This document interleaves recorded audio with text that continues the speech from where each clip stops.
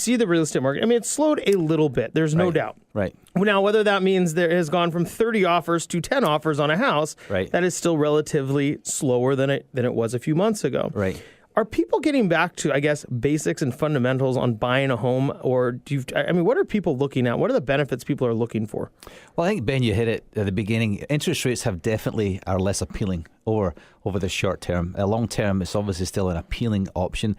But, the thing is, if you actually look at the market, which I was looking at this morning, is the absorbency rate. So say you have, for example, last year, say 15,000 homes in this area available, and we're down to maybe 7,000 homes. So the reality is, if you have 3,000 or 4,000 buyers, they only have so many homes to buy. So when you look at sales, a lot of sales are driven by what's available in the marketplace. So we had like 1 to 1.2 months supply in King County. It's gone up to 1.9 months supply.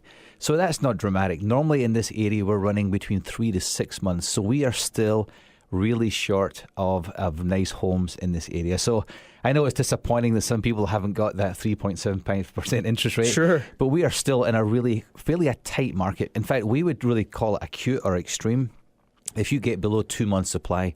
And we're currently running at the 1.7, 1.8 months.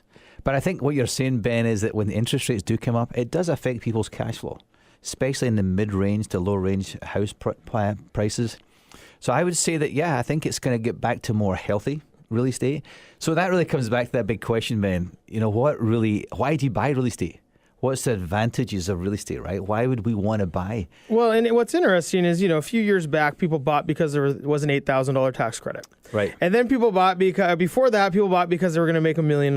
Right. And then, most recently, people bought because there were low interest rates. We really haven't seen just a normal market without some outside influence in quite some time. Right.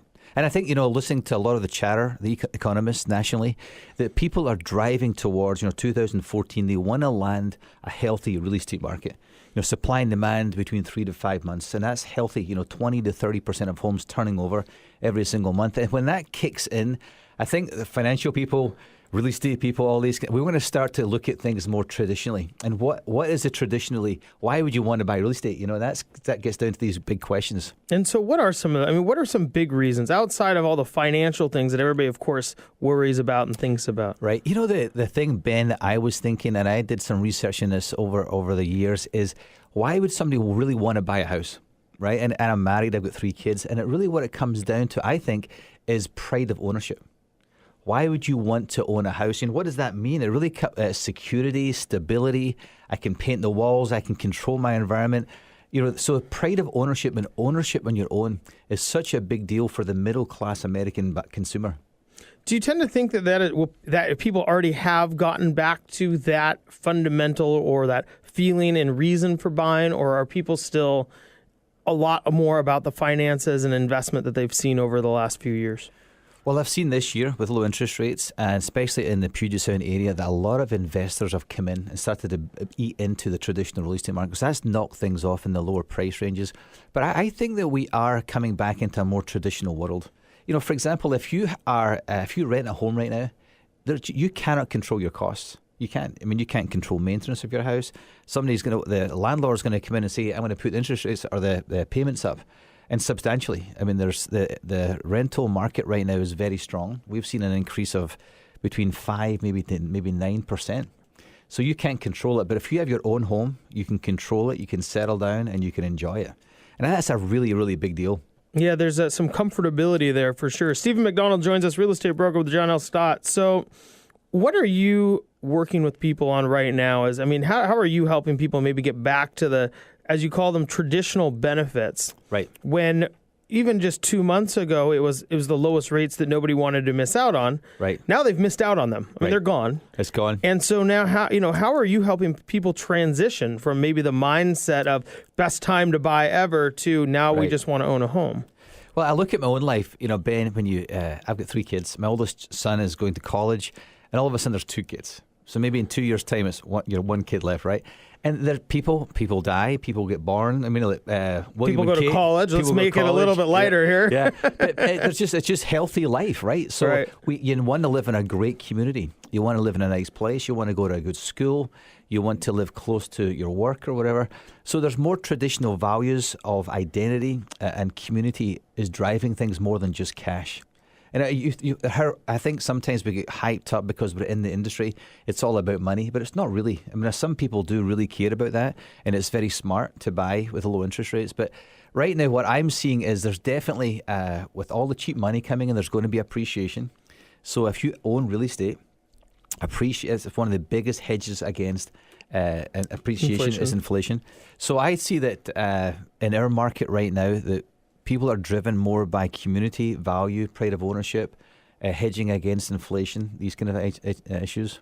So there's still some financial desires in there. Right.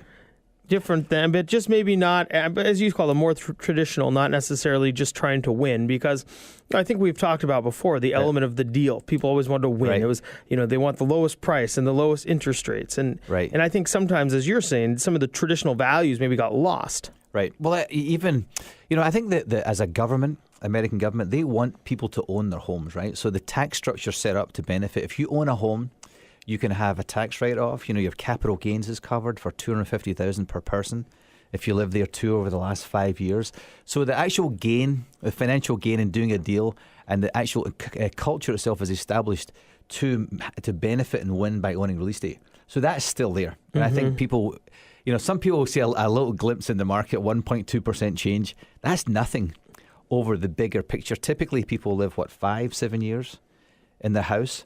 So you make a lot more money living in a house than just paying rent. Yeah, without a doubt. Stephen Macdonald joins us, real estate broker with John L. Scott. So when you start working with people on the lifestyle and the identity, what are some of the biggest questions that you're asking so that people find the right place to live and the right lifestyle? Because Seattle, greater Seattle area, has an incredible amount of pockets. I mean, there's so many different areas that you can live, and they really have different cultures. Right.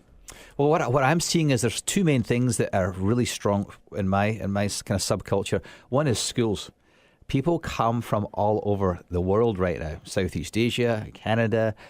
We have great schools, and the schools drive a lot of real estate with my investors. We always want to buy it close to schools. The other thing that is a big deal is the actual family structure is changing in this culture. The 4 kids and the Labrador and the 2-car garage. There's a lot more single parents. There's a lot more people who have 1 child as opposed to 5 children. So there's actually a shift what I see. So there's a shortage in condominiums and smaller houses, and we see a real tightening of that. So that means that walkability score is a big deal. Close to local community stores, your Starbucks. So that's something that's really attractive. And you've been in Seattle how long? About 2 weeks. No. I mean, overall, though, right? No, about 19 years. 19 years. So it's interesting to me because 10 years ago, you did not see houses without yards. Right. Every house had a front yard, a backyard. I mean, and you can drive through the older neighborhoods. Not even that old. Right. Every neighborhood had front yard, backyard, right? Very, very standard. Now, you start to see a lot more, fill-ins where as you're saying, the family structure has changed, and the yard doesn't seem to be as important, maybe because they don't have the Labrador. Right. Isn't that a big deal? Another thing that's really interesting is when I came here from Britain, people really, I was in Britain, there's a big kind of society, you go to the pub, you go to the community. Watch babies be born for 48 hours straight. That's right. And now you have, over here, Starbucks, and you have this community feel where people want to be part of that. People want to walk to the store. People want to walk and get to be knowing each other. Even from a lending or real estate profession, people want to know their local real estate agent. They want to know that they know. So that's changing as opposed to the masses and the numbers. So that gives an identity and culture. Yeah, I agree with you a lot. The people seem to be shrinking their world a little bit. I think, in some ways, it's the media. I think the world has gotten so big, and there's so many things you can't control. Right. I think more and more people are turning off the national news or international news because it's exhausting. Yeah, it is. It's just drama. It's just exhausting all the time. But I would say, bigger picture, though, the real estate world in the Puget Sound is really driven by employment. Right, we have just phenomenal stuff going on here.